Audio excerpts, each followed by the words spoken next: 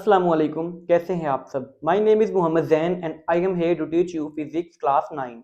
आज हम स्टार्ट करेंगे chapter number 4 turning effects of force, इसके रिमेनिंग न्यूमेरिकल्स। तो आइए चलते हैं न्यूमेरिकल नंबर 4.5 की तरफ, जिसकी स्टेटमेंट हमें गिवन है कि a crowbar is used to lift a box. If the downward force of 250 Newton is applied at the end of the bar, how much weight does the other end bear?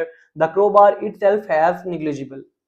कि एक crowbar है, ये metal का एक instrument समझ लें आप कि ये किसी चीज को उखेड़ने के लिए इस्तेमाल किया जाता है। अब ये जो इसका पार्ट है यहाँ पे ये एज अ पिवट वर्क करता है। Pivot means axis of rotation, कि जो राइट साइड पे पार्ट है वो भी मूव करेगा, रोटेट करेगा अप्स एंड डाउन, और जो लेफ्ट साइड पे का पार्ट है वो भी रोटेट कर सकता है। अब ये जो राइट साइड पे इसका पार्ट है, हमने यहाँ पे फोर्स अप्लाई की है, वो हमें गिवन है। और ये जो पार्ट है यहाँ पे इसका डिस्टेंस ये भी हमें गिवन है, इस पिवट से लेफ्ट साइड का डिस्टेंस भी हमें गिवन है। तो जितना ये वेट बियर करेगा मींस कि यहाँ पे जो फोर्स आउटपुट प्रोवाइड होगी वो हमने फाइंड करनी है। तो जो डाटा पहले गिवन है वो लिख लें। फोर्स कितनी है जी? 250 न्यूटन। 250 न्यूटन। अब ये वाला पार्ट जो है इसका ये है एज अ पिवट। यहां से जो यहां तक का डिस्टेंस है मैं उसे D1 कह रहा हूं। D1 राइट साइड का डिस्टेंस फ्रॉम पिवट वो कितने 30 सेंटीमीटर। अब सेंटीमीटर से मीटर में कन्वर्ट कर लें, इधर ही हम 100 से डिवाइड करते हैं सेंटीमीटर से मीटर में जाने के लिए, तो ये कितना आ जाएगा 0.3 मीटर। अब इस पिवट से लेफ्ट साइड पे जो डिस्टेंस है वो है 5 सेंटीमीटर, उसे मैं D2 कह रहा हूं। वो कितना है जी 5 सेंटीमीटर। इसे भी मीटर में कन्वर्ट कर लें, 100 से डिवाइड कर दें, ये आ जाएगा हमारे पास 0.05 मीटर। फाइंड हमने क्या करना है, हमने वेट फाइंड करना है। According to principle of moments, इस प्रिंसिपल के अकॉर्डिंग क्या है कि जी जो राइट साइड की रोटेशन होगी वो लेफ्ट साइड की रोटेशन के बराबर होगी। कि counter clockwise rotation clockwise rotation के बराबर है। Clockwise rotation is equal to counter, या आप एंटी भी लिख सकते हैं, काउंटर क्लॉकवाइज रोटेशन। ये क्या है, टॉर्क है, ये भी टॉर्क है।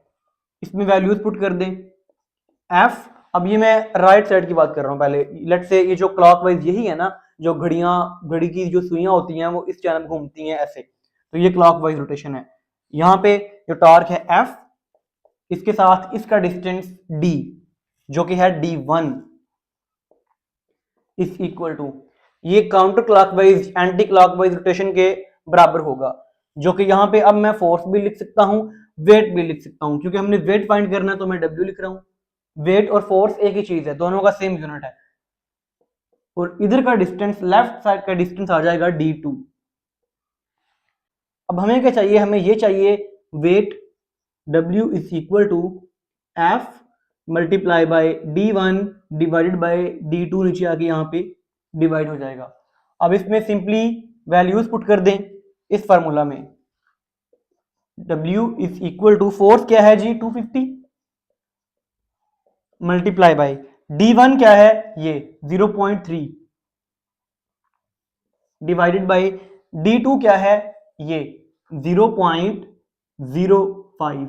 आप इसे फर्दर डिवाइड मल्टीप्लाई करेंगे तो वेट आ जाएगा हमारे पास 1500 न्यूटन। ये देखिए कि आपने थोड़ी फोर्स अप्लाई की 250 न्यूटन की, और 1500 न्यूटन का जो वेट है वो अपलिफ्ट हो गया। कि हमने ये यहां से जो इसका मूवमेंट आर्म है, ये जो डिस्टेंस है ये बढ़ाया, और हमें थोड़ी फोर्स अप्लाई करनी पड़ी। यहाँ पे डिस्टेंस कम था तो उसके अल्टरनेट इक्वेशन को बैलेंस करने के लिए ज्यादा अमाउंट ऑफ जो वेट है वो अपलिफ्ट हो जाएगा। ये था हमारे पास न्यूमेरिकल 4.5। नेक्स्ट हमारे पास न्यूमेरिकल नंबर 4.6 है, जिसकी स्टेटमेंट हमें गिवन है कि a 30 centimeter long spanner is used to open the nut of a car. if torque required for it is 150 newton metre, how much force F should be applied on spanner as shown in figure।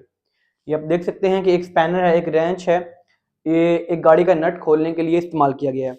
ये जो torque provide होगा वो भी हमें given है, इसकी जो length है वो भी हमें गिवन है, ये इसकी लेंथ है स्पैनर की, और ये जो टार्क प्रोवाइड होगा वो भी हमें गिवन है। ये जो फोर्स हम कितनी अप्लाई करेंगे वो हमने फाइंड करनी है। अब यहां से देख सकते हैं कि इनके दरमियान एंगल जो है ये 90 है, ये हॉरिजॉन्टल है और फोर्स इसकी वर्टिकल डायरेक्शन में अप्लाई हो रही है। तो जो डाटा गिवन है पहले वो लिख ले। थीटा कितने है जी 90 डिग्री, लेंथ कितनी है इसकी L is equal to 30 centimetre. इसे मीटर में कन्वर्ट कर लें, 100 से डिवाइड करेंगे हम तो ये आ जाएगा हमारे पास 0.3 मीटर। टॉर्क जो प्रोवाइड हुआ है वो कितना हुआ है 150 न्यूटन मीटर। फाइंड हमने क्या करना है फोर्स। तो टॉर्क का जो फार्मूला है, torque is equal to F cross L। इसे एक्सपैंड कर दें, ये दोनों वेक्टर्स हैं यहाँ पे, तो ये आ जाएगा F L sine of theta. अब ये यहाँ पे हमें F चाहिए तो ये L साइन थीटा नीचे आके डिवाइड हो जाएगा। F क्या बनेगा हमारे पास टॉर्क डिवाइडेड बाय L नीचे आ जाएगा, साइन थीटा भी नीचे आ जाएगा, L साइन थीटा। अब वैल्यूज पुट कर दें, टॉर्क कितने हैं जी 150